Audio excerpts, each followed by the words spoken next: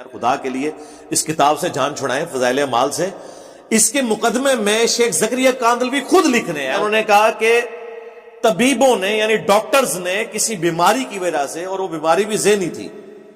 مجھے چند دنوں کے لیے ذہنی کام کرنے سے روک دیا۔ یہ کتاب اس وقت لکھی گئی ہے جب ان کو ڈاکٹروں نے دماغی کام سے روک دیا تھا۔ اب بھی اس کے اوپر شاہد ہے جو کچھ انہوں نے اس کے اندر لکھا ہے،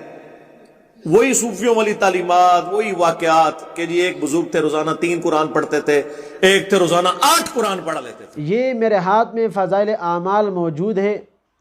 آیا حضرت شیخ الحدیث رحمۃ اللہ علیہ نے اس میں ایسا کیا لکھ دیا کہ بعض لوگ اس پر اعتراض کرنے لگ گئے؟ آج میں اس کی وضاحت کرنے جا رہا ہوں۔ سب سے پہلی بات، اس کتاب پر وہ لوگ اعتراض کریں گے جو دشمنان صحابہ ہیں اور دشمنان اہل بیت ہیں، اس لیے کہ حضرت شیخ الحدیث رحمۃ اللہ علیہ نے اس میں حکایات صحابہ کے بالکل خاتمے میں ایسی بات لکھ دی جس کی وجہ سے ان کو بڑی تکلیف ہوئی۔ آج میں وہ بات آپ کے سامنے رکھوں گا۔ حضرت شیخ الحدیث رحمۃ اللہ علیہ نے خاتمے میں ایک بات ذکر کرتے ہیں، ایک ضروری امر پر تنبیہ بھی اشد ضروری ہے، وہ یہ ہے کہ اس آزادی کے زمانے میں جہاں ہم مسلمانوں میں دین کے اور بہت سے امور میں کوتاہی اور آزادی کا رنگ ہے،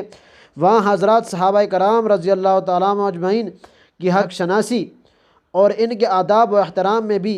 حد سے زیادہ کوتاہی ہے، بلکہ اس سے بڑھ کر بعض بے دین بے پرواہ لوگ تو ان کی شان میں گستاخی کرنے لگتے ہیں۔ حالانکہ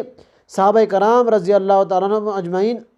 دین کی بنیاد ہیں، دین کے اول پھیلانے والے ہیں، ان کے حقوق سے ہم لوگ مرتے دم تک بھی عہدہ برا نہیں ہو سکتے۔ حق تعالیٰ شان اپنے فضل سے ان پاک نفوس پر لاکھوں رحمت نازل فرمائیں۔ انہوں نے حضور اقدس صلی اللہ علیہ وسلم سے دین حاصل کیا اور ہم لوگوں تک دین پہنچایا۔ اس لیے اس خاتمے میں قاضی ایاز رحمۃ اللہ علیہ کی شفا کی ایک فصل کا مختصر ترجمہ جو اس کے مناسب ہے درج کرتا ہوں اور اسی پر اس رسالے کو ختم کرتا ہوں۔ وہ فرماتے ہیں حضور اقدس صلی اللہ علیہ وسلم ہی کے اعزاز و اکرام میں داخل ہے حضور کے صحابہ کا اعزاز و اکرام کرنا، ان کو پہچاننا اور ان کے اتباع کرنا اور ان کی تعریف کرنا، ان کے لیے استغفار اور دعائیں مغفرت کرنا، ان کے آپس کے اختلاف میں لب کشائی نہ کرنا، ان کے آپس کے اختلاف میں لب کشائی نہ کرنا،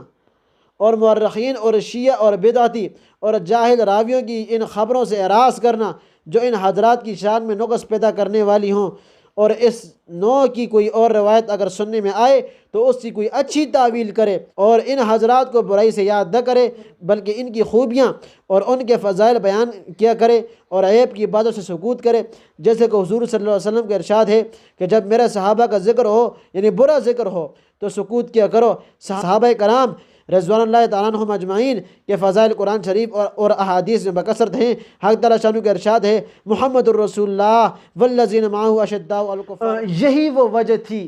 جس کی وجہ سے بعض جو ہے اسکالرز اور بالخصوص انجینئر علی مرزا کہ وہ اس کتاب پر اعتراض کرتے ہیں، چونکہ وہ لوگ تو حضرت امیر معاویہ کو بہت برا بلا کہتے ہیں، اس وجہ سے وہ کہتے ہیں کہ بھئی اس میں ضعیف روایات ہیں۔ حضرت شیخ الحدیث جب آخری عمر میں تھے اس کو لکھ رہے تھے، ان کو نکسیر کی بیماری تھی، بھولنے کی بیماری تھی، وہ وجہ کچھ نہیں ہے، وجہ آخر کار اس خاتمے میں موجود ہے جو حضرت شیخ الحدیث رحمۃ اللہ علیہ نے یہ بات ذکر کی ہے، اس وجہ سے اس کتاب پر اعتراض کیا جاتا ہے اور کوئی وجہ نہیں ہے اس کتاب پر، حالانکہ وہی احادیث جو بخاری مسلم میں ہیں وہی اس کتاب میں موجود ہیں۔ اللہ تعالی ہمیں عمل کرنے کی توفیق عطا فرمائے۔ وآخر دعوانا الحمدللہ رب